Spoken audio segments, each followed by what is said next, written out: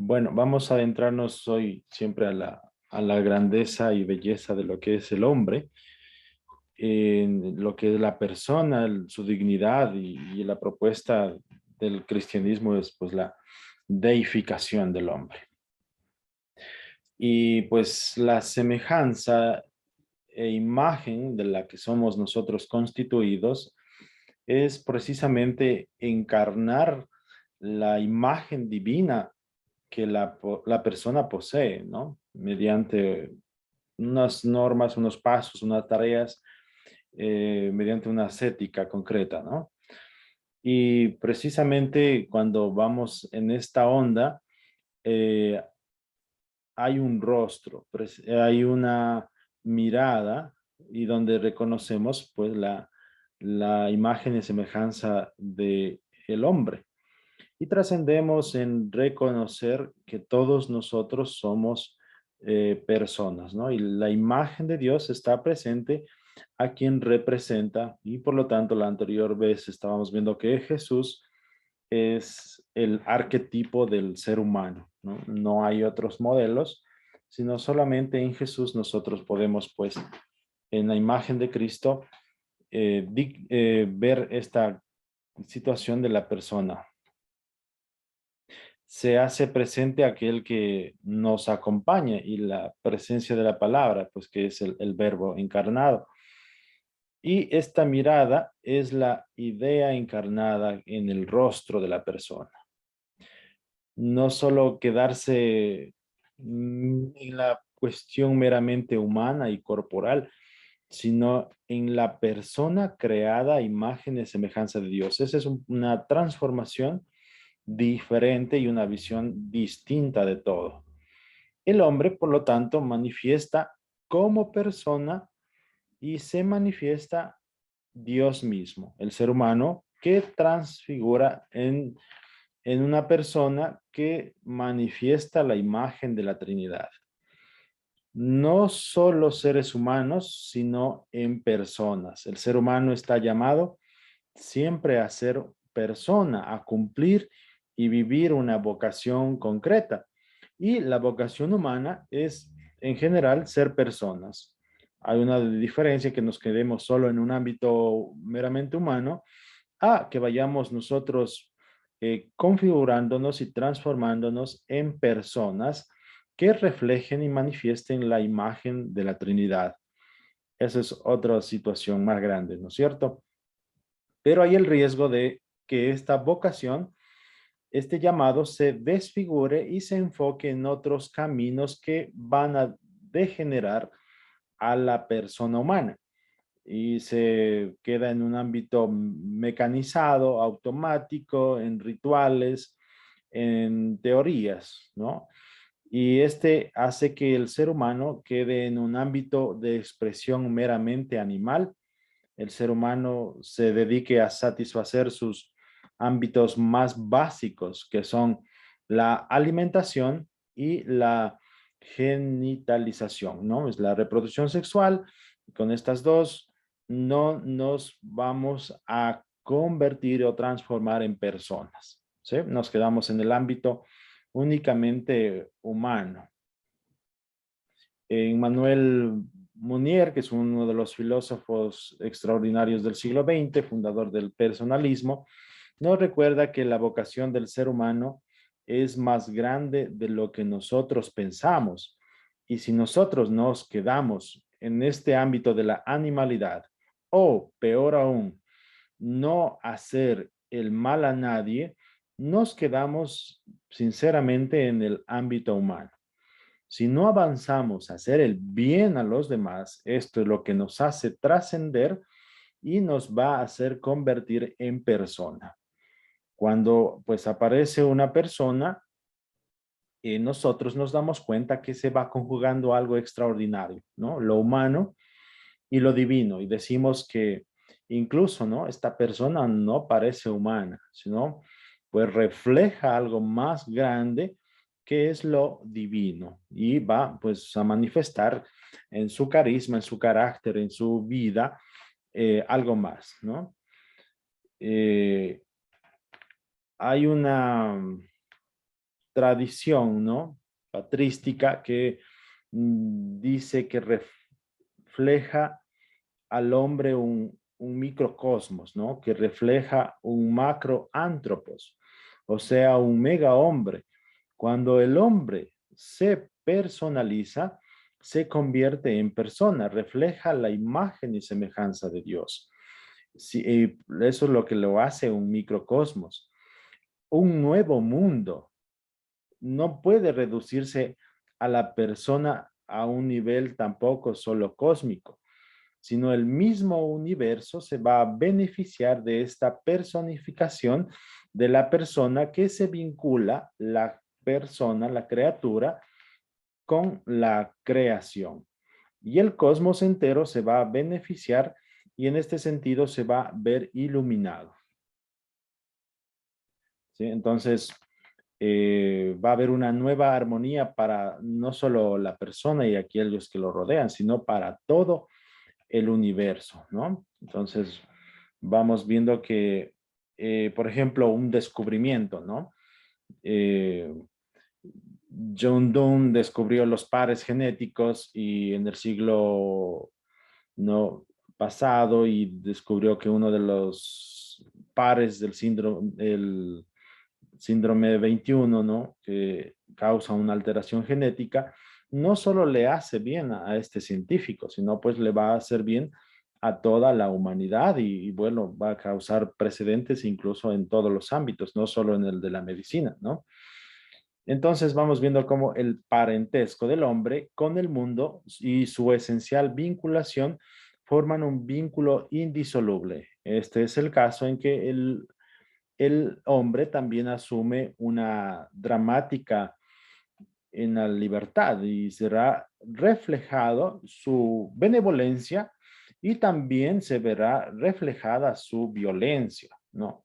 Por ejemplo, pues si en una parte empieza a haber benevolencia, pues al mismo hombre y a la creación van siendo afectados por la maldad que el hombre genera. No es, como decía el Evangelio de ayer, ¿no? No es lo que viene de fuera adentro lo que hace mal, sino lo que va a salir y esto pues va a generar también el hombre violencia. No, tampoco es que seamos, ¿no? Generadores solo de benevolencia y el mundo total se genera en esta violencia y se va desfigurando el mundo y se va desfigurando el hombre. Todo el entorno y lo que le rodea se verá fuertemente repercutido el mundo y el mundo necesita el del hombre para la perfección. Incluso en la bioética hoy pues se aparece una de las cuestiones que van a plantear la cuestión ecológica, ¿no? Para la obtención de beneficios, reservas forestales y vamos a ver las repercusiones en el cambio climático y los fenómenos naturales. Y es la aportación negativa que tiene el hombre al mundo, ¿no? El mundo pues nos va a aportar obviamente un claro ámbito de naturalidad donde nosotros formamos esta parte y no nos podemos desligar. Por ejemplo, una especie de naturalidad, vemos los fenómenos, ¿no? Un huracán, un terremoto, pues, exceso de lluvias, inundaciones, etcétera, o un volcán, qué sé yo, es una cuestión natural, pero eso le vincula al hombre. Pero del hombre también sale una especie de perversidad que va a arrastrar al mundo con esa perversidad, ¿sí? Entonces, en los tiempos modernos, pues vamos a ver que hay una ruptura de esto, ¿no? Y parece que el hombre quisiera desligarse de todos estos contextos y quiere desligarse de lo que es la naturaleza, quiere desligarse de lo que es el Dios mismo y de todo el universo. Y este rechazo va a definir su existencia y su legitimidad de cualquier otra cosa en la instancia de lo que es el hombre mismo, ¿no? Entonces vamos ahora a vernos y inmiscuirnos en la cuestión del programa que ha planteado todo el tiempo moderno, ¿no? Desde toda la mafia de filósofos, ¿no? Que van programando y formulando en estos tiempos modernos toda una idea condensada e implícita de lo que será el reino del hombre, ¿sí? El reino del hombre donde el divino queda al banco, ¿no? Es banqueado y pasa a la cancha el divo. El reino del hombre es una lógica interna del proyecto moderno, como podemos ir descubriendo y poniendo esta dinámica autodestructiva, ¿no? Es una anulación del propio hombre, ¿no? Es una cuestión de anulación, de aniquilación del ser humano. Pensemos que el humano está siempre siendo anulado. Hay algunos grupos, por ejemplo, de la ecología radical que prefieren a los animales que al ser humano, ¿no? Hay también hoy, pues, con el transhumanismo, que los avances tecnológicos son presentados mejor que la estructura del ser humano y pues van sabiendo eliminar la realidad de lo que es lo humano. Si bien es cierto, es por un lado la exaltación, ¿no? De todo lo que es capaz el ser humano, pero a la vez hay una aniquilación del hombre. Se lo eleva, pero entre más se lo eleva, más fuerte será la caída, ¿no es cierto?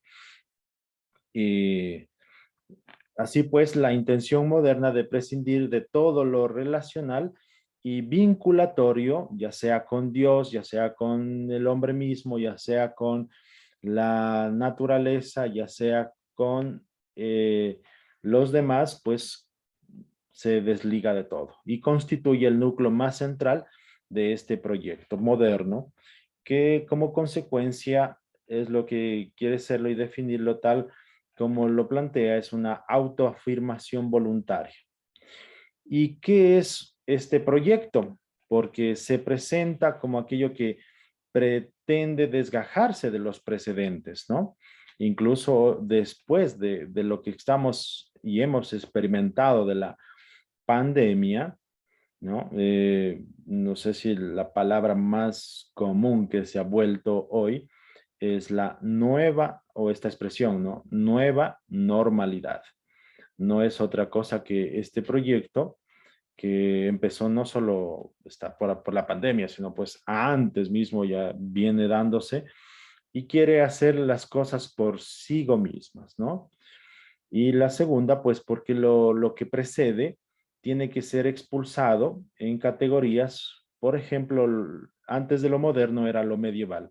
Lo medieval era lo oscuro, lo peor, lo retrógrado, ¿no? Lo cuadrado, lo anticiencia, etcétera.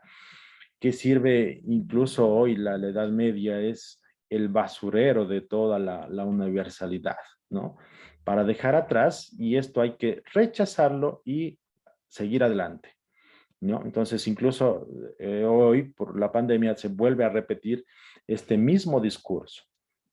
En efecto, pues este proyecto es un rechazo, una separación. Incluso los jóvenes nosotros decimos pues que somos más actuales, ¿no? Más modernos, más activos, ¿no? Incluso nuestros papás ya son ancestros, son antiguos, son anticuados o mi abuelita ya pues, más peor, ¿no? Entonces vamos rechazando, porque el proyecto moderno es rechazar lo anterior. Y hay un vacío, una ausencia, pues si ya eliminamos lo anterior, queda la nada antes, ¿no? Hay una ausencia que debe ser llenada, obviamente, con pura experiencia de pensamiento. Y hay un énfasis en lo nocional y en lo que tiene que ser discutido y se descuida de todo lo anterior y rechaza, como ya estamos solo en lo nocional y en la idea, rechaza lo real, ¿no? El hombre ya no es alguien real. es un mero posible a nuestra imaginación. Ya es a través de la maquinación, de la invención, de la tecnología y de nuevas propuestas, ya a partir de ello sí podrá ser alguien, pero antes no es nadie, ya dejó de ser real, ¿no? Así, por ejemplo, en los tiempos modernos ven al hombre un ser inacabado, ya no es completo, sino inacabado, que tiene que ser proyectado, ¿no? Así, por ejemplo, Fichte dirá que todos los animales están acabados y completos y dispuestos, y el hombre está esbozado y en proyecto, ¿no? No está acabado, tiene que alcanzar su propia perfección. Heidegger también definirá la vida del Dasein como un proyecto y luego tendrá que profundizar esta idea haciendo del proyecto ya no una iniciativa del hombre, como decía Fichte, sino un rango fundamental del ser. ¿Sí? Lo quiere desaparecer totalmente. Por su parte, Sartre tomará pues de aquí la definición que va a dar al ser humano no es otra cosa que su proyecto, ¿sí? Hasta llegar a los éticos contemporáneos que conciben la historia del individuo como el proyecto de vida. Por ejemplo, entonces, viene aquí a partir de esta perspectiva la ideología de género, ¿no? Que ha hecho de la realidad masculina y femenino una idea, un género, y que dice que no nacemos con un sexo, sino pues con un género, ¿no? No nacemos con nosotros no nacemos con un género, sino nacemos con un sexo y el sexo es dado, el género hoy pues se lo asume como una idea y lo que es peor que el sexo lo van creando por tu propia cuenta, ¿no? No es que seamos ultra sexistas y tampoco somos independientes, sino pues mírense el ombligo, ¿no? El hombre ya no es alguien real, sino es una invención creada, es una invención como algo posible donde se pueda encaminar a su perfección. Ya el camino tecnológico y la invención es lo que hará que el hombre pueda proyectarse y figurarse. Ciertamente este proyecto es ante todo lo que dice su etimología, ¿no? Es un lanzamiento, un movimiento que tiene que estar en movimiento, es un proyectil, ¿no? Que tenemos que lanzarlo, que va a perder su contacto cuando lanzamos el proyectil, ya pierde el contacto con su motor inicial y va a seguir este proyectil por sí mismo, ¿no? Y el respectivo impulso que vaya dando va a sostener este proyecto moderno autónomo, ¿no? Y por lo tanto se van a desligar tres ideas fundamentales de lo que es la modernidad. Puede sacarse pues de la imagen madre de este impulso. Primero, pues el proyecto quiere no implicarse con el pasado, ¿no? Tiene que haber un nuevo comienzo, un nuevo inicio desde cero y hace olvidar todo lo que precede. Segundo, eh, respecto al presente, pues tiene que no configurarse con el pasado, sino desde ahora. Tercero, es una idea autónoma donde el sujeto tiene que actuar. Y respecto al futuro, pues la idea de en medio no se detiene, sino que se va a prolongar asumiendo según el cumplimiento que vaya dando el proceso. ¿Y qué tenemos que hacer entonces? No perder la memoria para llegar aquí, pues nos trajo algo y alguien. Mi vida, entre comillas, no empezó de cero, sino pues están mis progenitores y toda la línea, ¿no es cierto?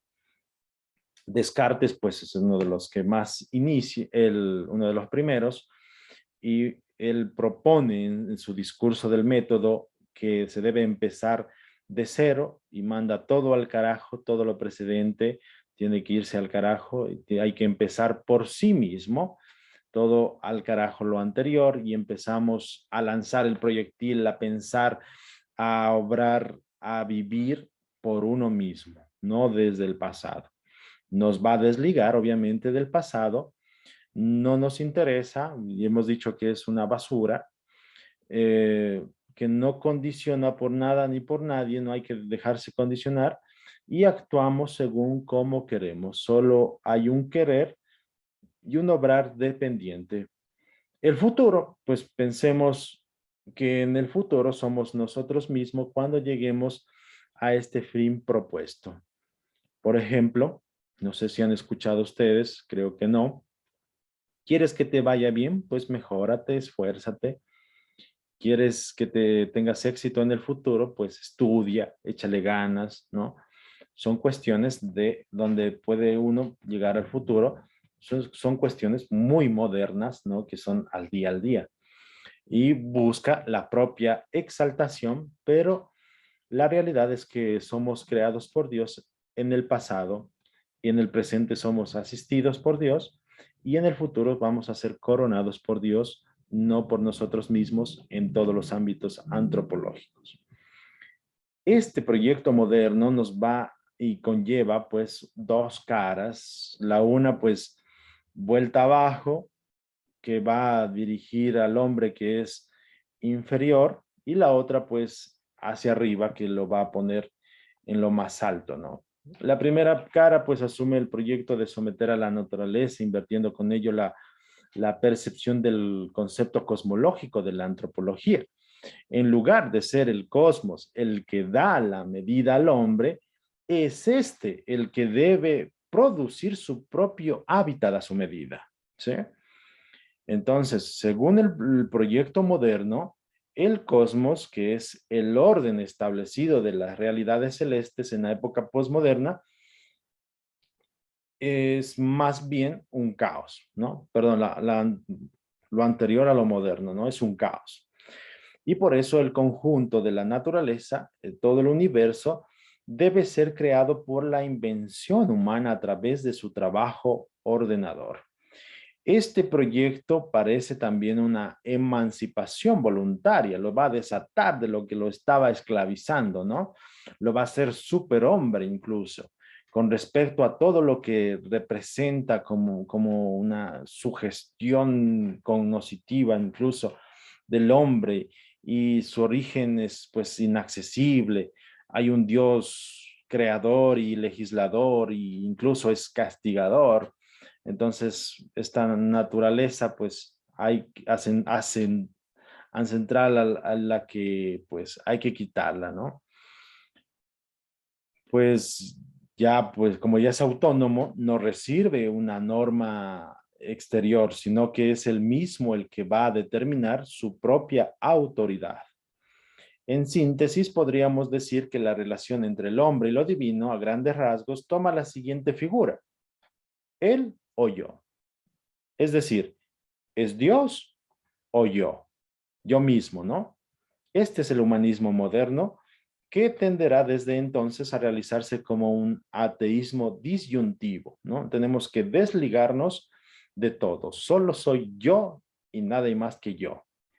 Sin embargo, no es un absoluto, pues esto, ¿no? No es necesario que la empresa humana se conciba a sí misma como un proyecto. En efecto, pues el género humano bien puede ser asumido y encarnado como tarea. Ahora, esto es la inversa, ¿no? Antes decía que ya tiene que ser autónomo, que nada de nadie, ni condicionado por nada ni nadie.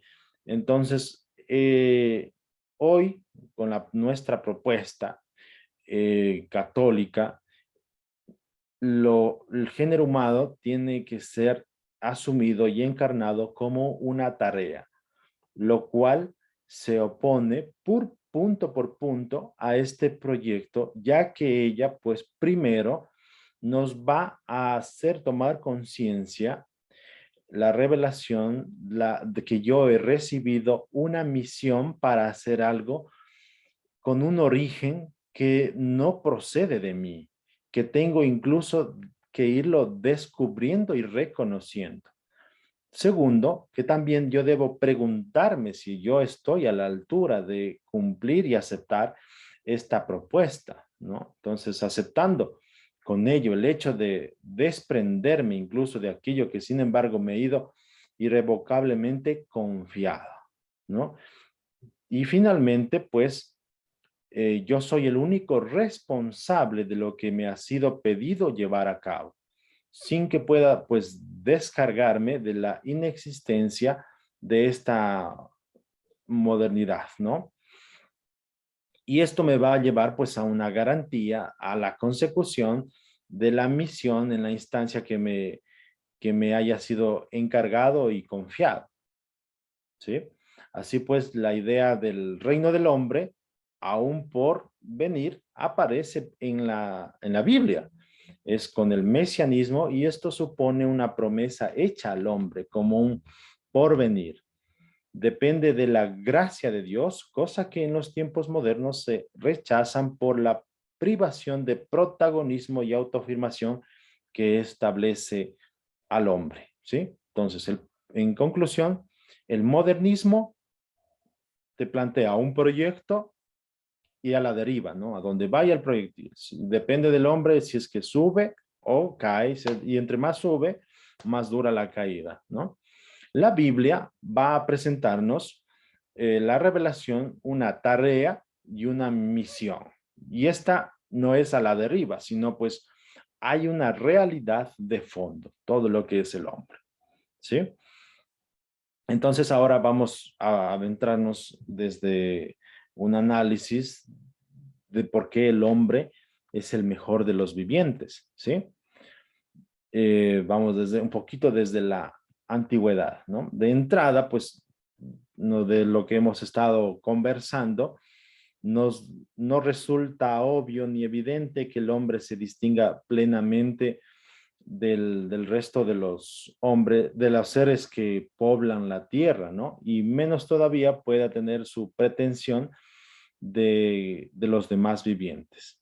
Ahora bien, entre lo antiguo, lo que es antes de lo moderno, pues no hay esta cuestión de preguntarse por el hombre y su dignidad y su constitución, cuál es su proyecto, su realidad a fondo, ¿no? Entonces la cuestión, la más antigua que aparece del hombre es en el Salmo 8:5. ¿Alguien tiene alguna Biblia cerquita o que nos ayude en la búsqueda del 8:5, del Salmo 8:5?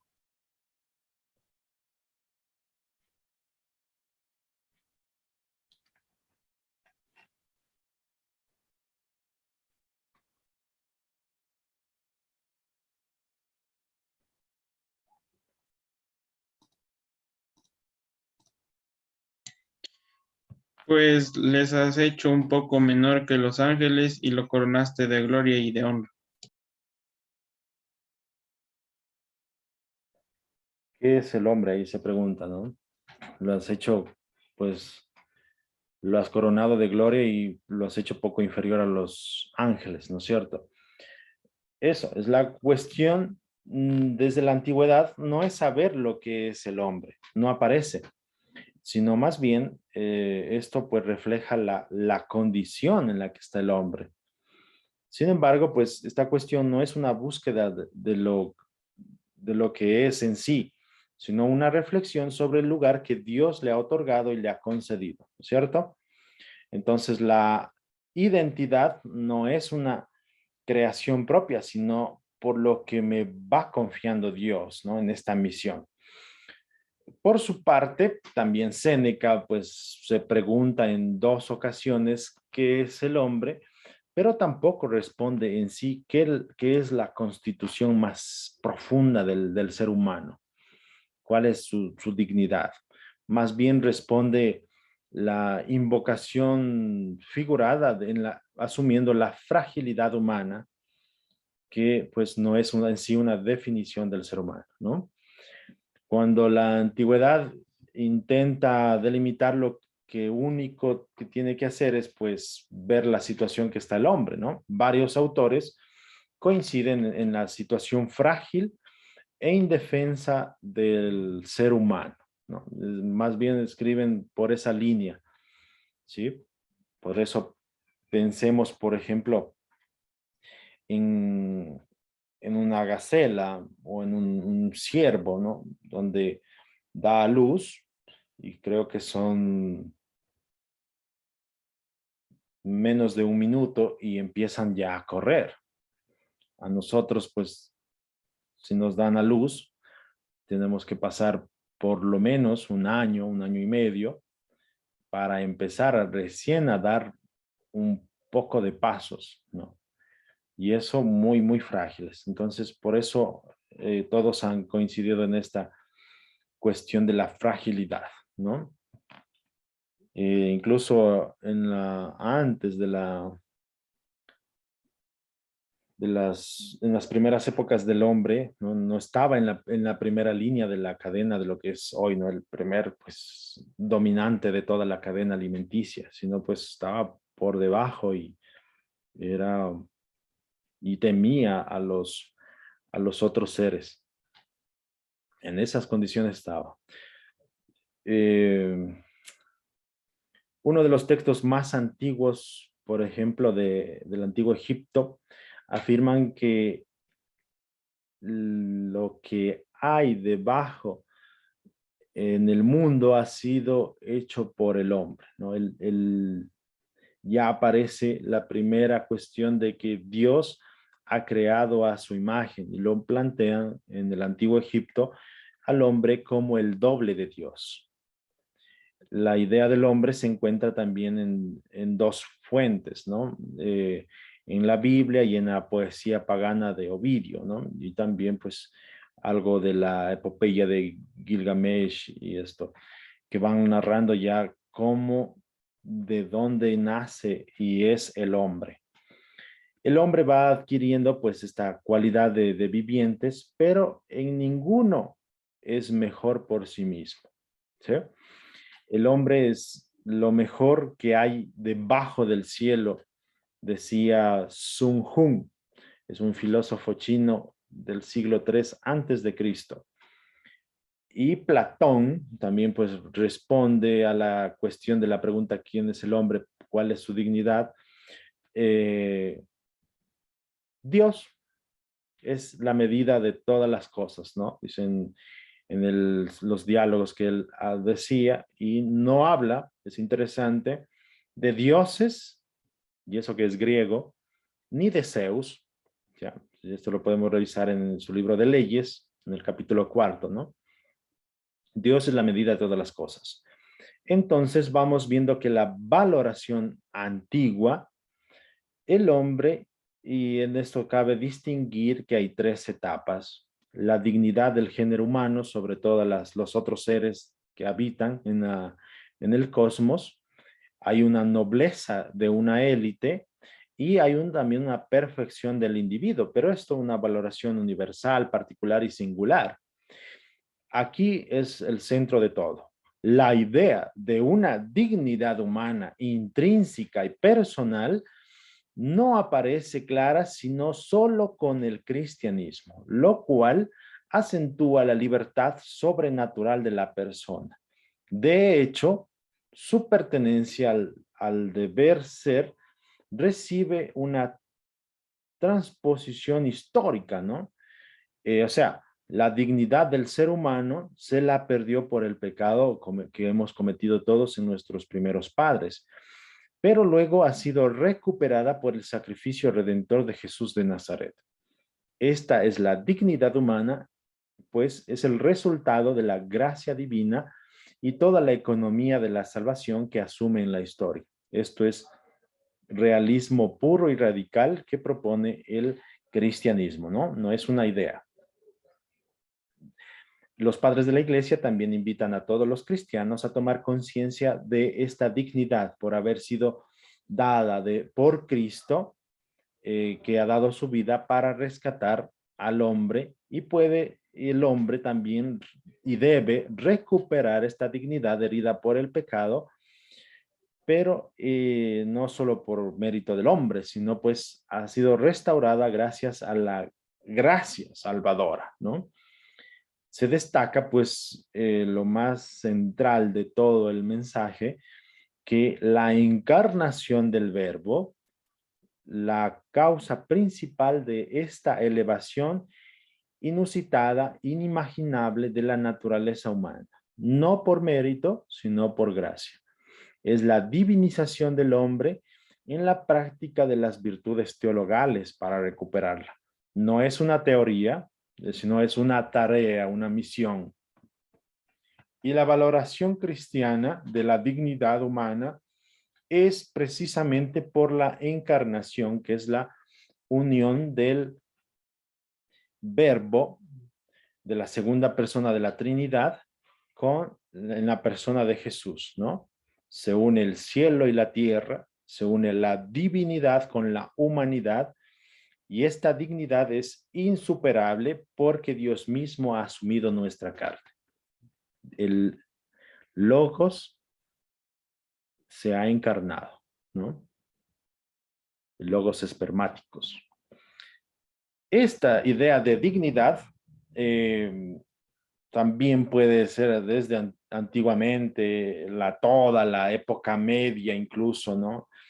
Incluso hasta hoy en ciertas partes se mantiene la dignidad por nobleza, puramente cuestión social, por familia, por los padres, por el apellido, de tradición, el hombre como noble, ¿no? Que lo ha planteado Dante, Eckhart, ¿no? En una época medieval y que hoy o por los servicios prestados, ¿no? Aquí se trata pues no de dignidad de servicios prestados, sino por la que es dada por el Creador y aquel que se ha encarnado.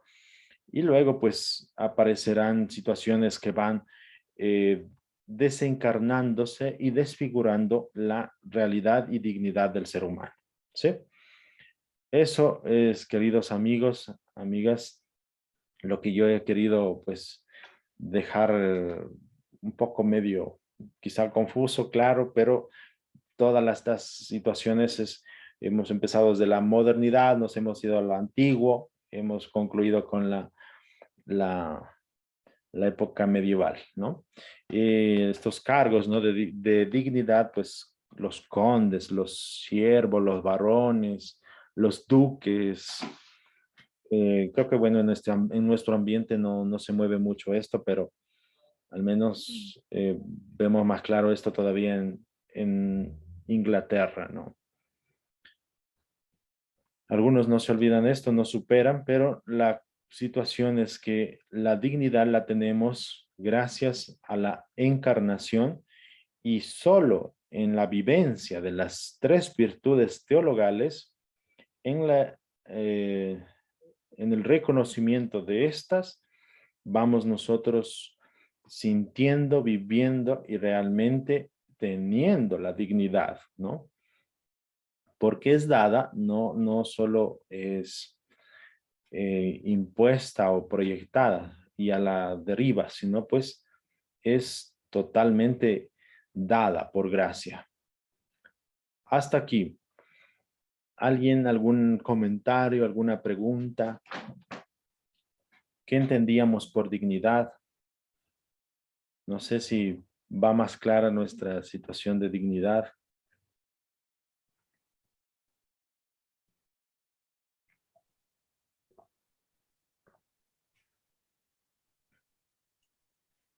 Con este proyecto, pues, se acaba toda la jerarquización de clases, ¿no? Todos somos seres humanos, creados y salvados.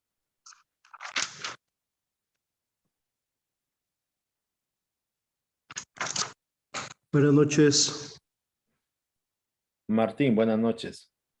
Yo creo que entramos en una confusión muy grande en estos tiempos, ¿no? De saber dónde está colocado el ser humano.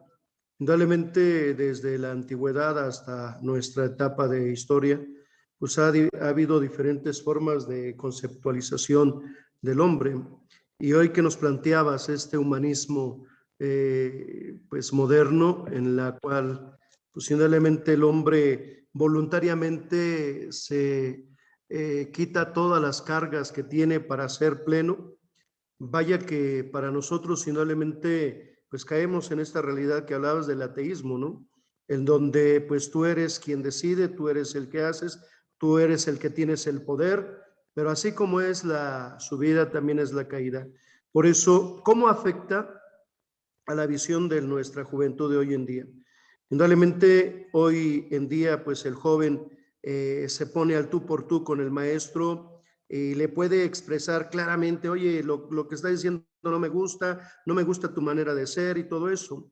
Cierto que hay mayor libertad, pero también hemos olvidado eso. Por eso pregunto, ¿cómo afecta esta modernidad del pensamiento del humanismo que llega a este ateísmo? ¿Cómo afecta a nuestros jóvenes? Y sobre todo, la respuesta en nuestras comunidades parroquiales, donde se habla de esta caridad, de este amor, donde se habla de esta idea de Logos encarnado que nos da la dignidad de todo eso. ¿Cómo es este choque de pensamiento en nuestro tiempo? Un pensamiento cristiano con un pensamiento ateo. ¿Cómo choca y cómo afecta a nuestra juventud de hoy en día? Genial, Martín. Gracias el comentario y la pregunta. Mira que es un choque que se ha venido dando años y años, ¿no? Y siglos, no solamente años. Y es hora de despertar, y creo que los jóvenes somos quienes estamos en el protagonismo de despertar frente a esta estafa moderna, de ver que no solo es cuestión la técnica, sino pues la vida tiene otras realidades, ¿no? Por ejemplo, el sentirse amado, el sentirse también sufrido, ¿no? Entran distintos dramas del ser humano. Entonces, la propuesta es precisamente esta invitación que ya lo hicieron los santos padres, ¿no?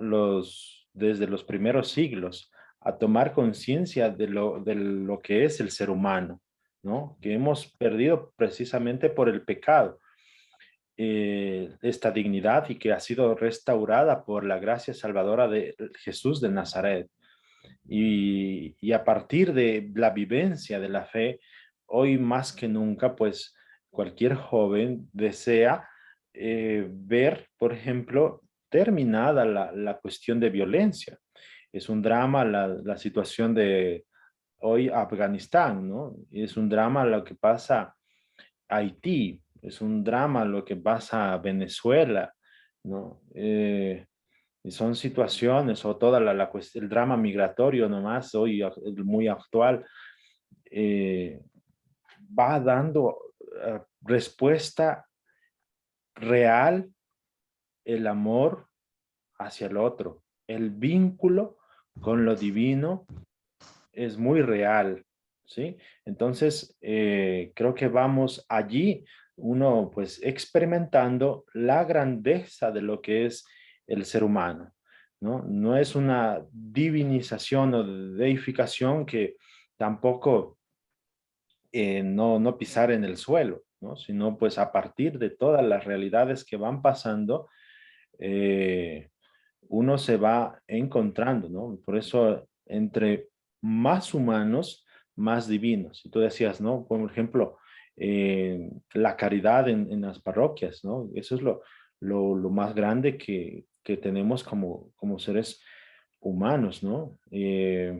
Eso, yo quisiera que pues el joven vaya descubriendo que hay una estafa, una idea, un lavado de cerebro de todas partes y solo cada uno hace la experiencia de que Dios se ha encarnado, está en la historia y pues rescata a esta humanidad que está pues sumida en su propia perversidad, ¿sí?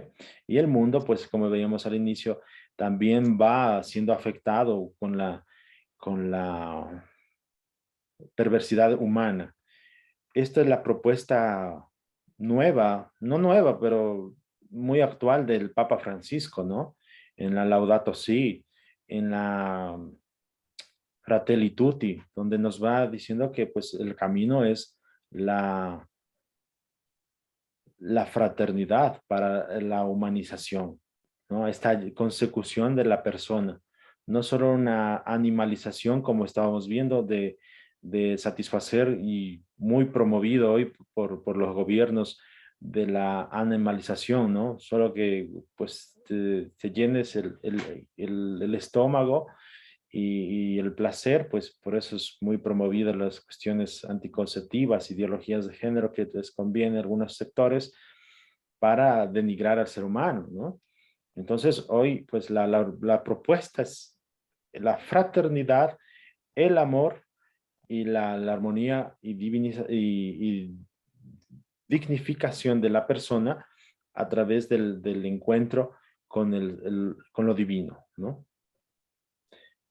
No sé, Martín, si te respondí.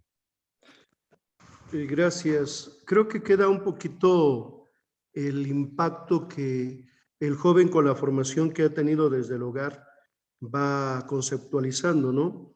Creo que son dos lugares muy especiales donde aprende indudablemente el aspecto de esa humanización, pero sobre todo desde el hogar, cómo se le ha educado, cómo se le ha acompañado y cómo en los grupos juveniles se le ha complementado a vivir esa transición, ¿no?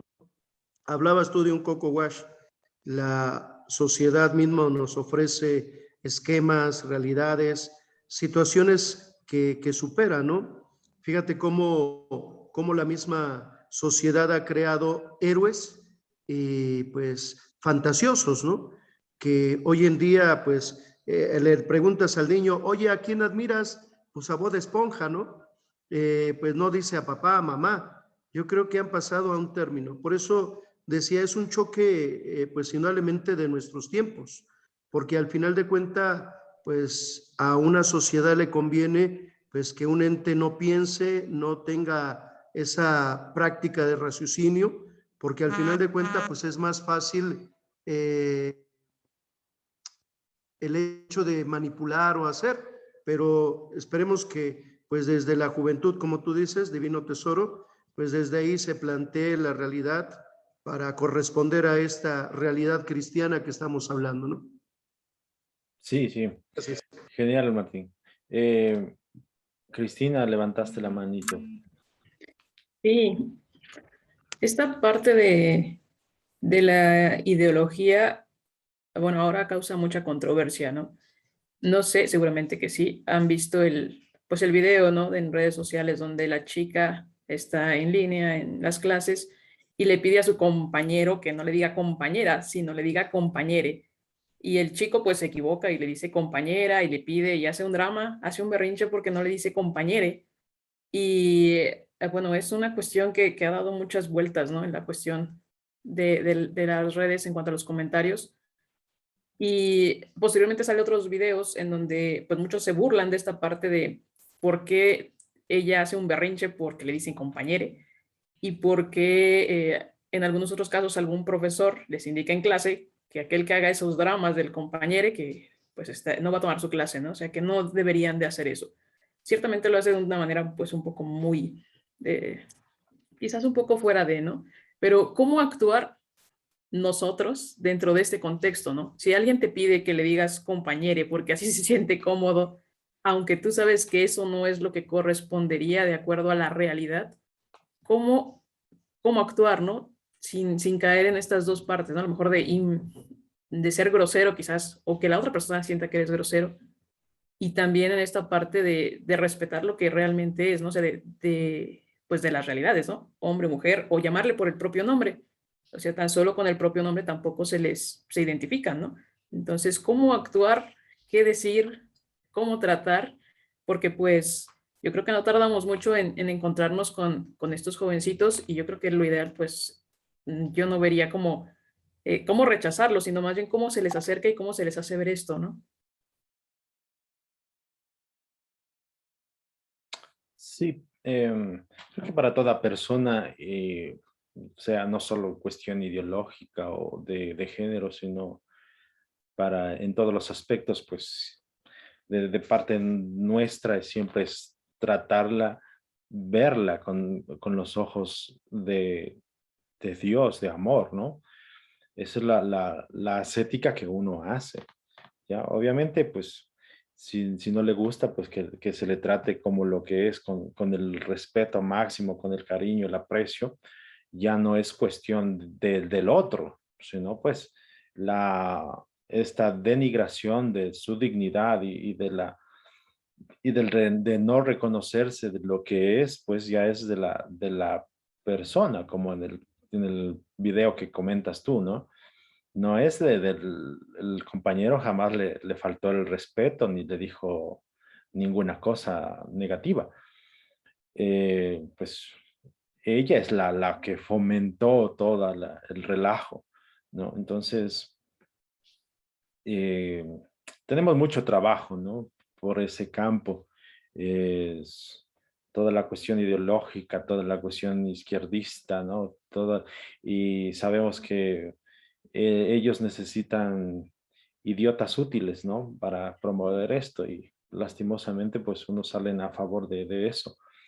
Pero la iglesia siempre va a estar de parte de la dignidad del ser humano y la iglesia es la experta en humanidad, donde nosotros vamos a reconocer que el hombre, pues, con no solo esta cuestión de la fragilidad, sino pues más bien darle este sabor distinto de que todos somos pues amados y de esta propuesta, ¿no? Del Papa de que en la fraternidad vamos siendo todos reconocidos.